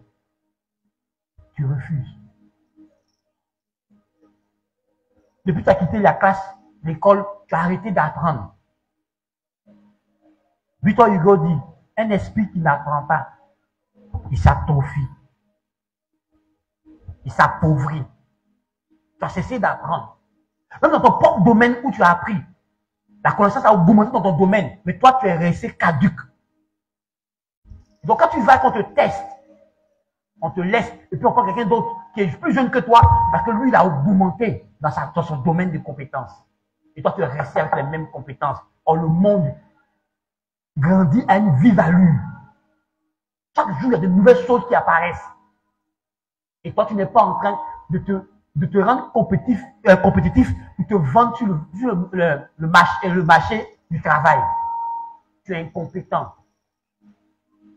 Et ça te ferme des portes. Tu es incompétent. Ça te ferme des nominations au travail. Ça t'empêche de monter au travail. Parce que tu as des carences. Or, tu as l'opportunité d'apprendre et de te développer. Et d'aller plus loin. Frère, tu as des choses que tu peux développer, des choses encore que tu peux développer. Les rendre excellents dans leur manifestation, dans leur utilisation. Et ça va toucher des vies, ça va toucher des personnes. Et tu vas voir à la fin que tu élargis, tu avances. Va développer tes compétences.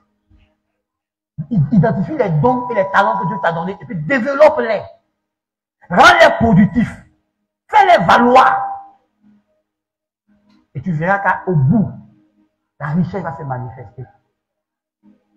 Beyoncé, ses chansons, et ça va danser, ça va monter les chorégraphies qui ont fait la femme prospère qu'elle est aujourd'hui.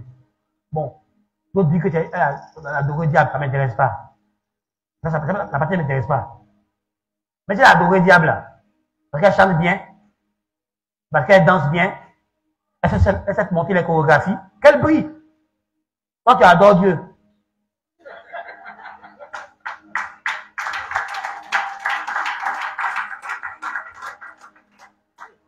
tu adores Dieu, non? Mais tu ne brilles pas. Parce que tu as enterré, comme le gars là, tu as enterré ton talent. Ressuscite ton talent. Faut aller creuser, ressuscite ça. Tu as enterré ça. Elle n'a pas enterré ses talents. Ça l'a fait. Que Dieu nous bénisse.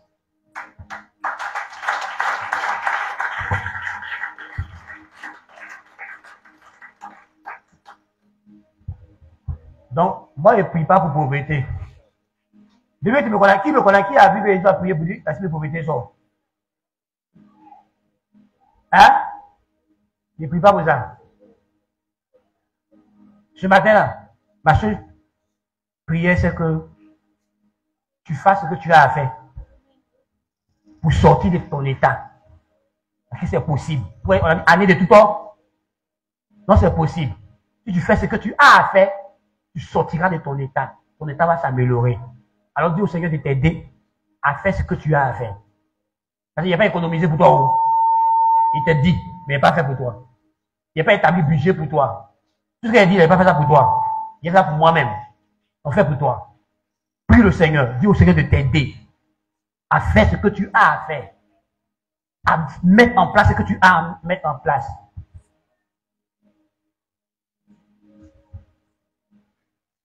Que ce que tu as à mettre en place dans ta vie, que tu puisses le mettre en place.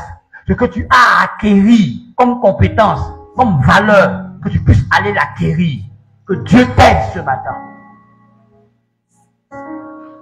Que le Seigneur t'aide ce matin.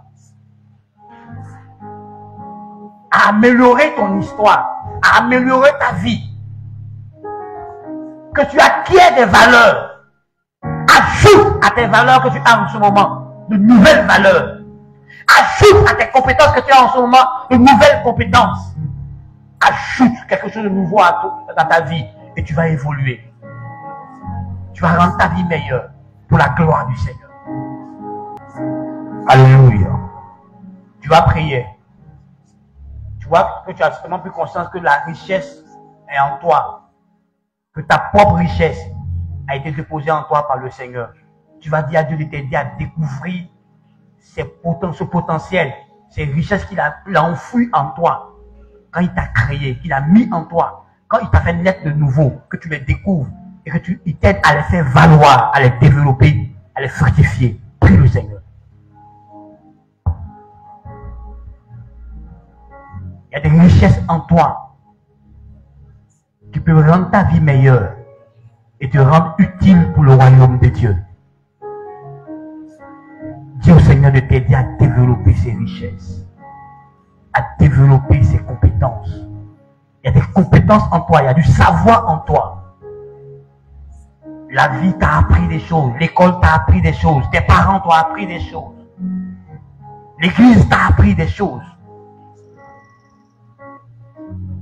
Tu as reçu l'éducation de tes parents. Tu as reçu l'éducation de l'église. Tu as reçu l'éducation de l'école. Tu as reçu l'éducation de la vie. Même parfois la rue t'a appris des choses. Fais valoir ce que tu as acquis comme compétence. Fais valoir ton savoir. Fais valoir tes idées. Fais valoir tes dons. Fais valoir ces choses qui sont en toi. Que Dieu t'aide à puiser dans la richesse qui est en toi. Pour améliorer ta vie et être utile au royaume de Dieu sur la terre.